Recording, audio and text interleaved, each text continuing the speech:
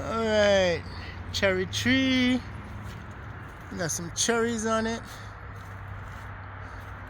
There's a couple of more because it's still blossoming.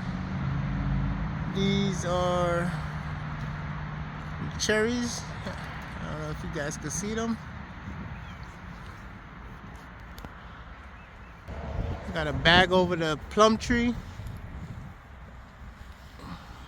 Don't want no bugs eating what's on them. Over here, this is a peach tree. And when I say the peach tree is loaded with peach. Loaded. Hope I don't get a frost. Over here I have nectarines. Last year, the bugs ate them all. So this year I got a netting over it. So let's see if I get some this year. So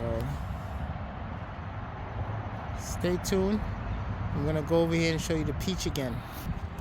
On this side, the peach tree is loaded.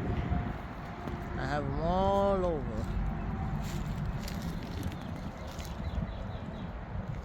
All over.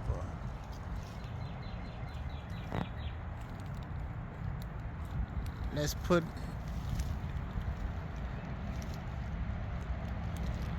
our praises into God and hope we get some out of it this year.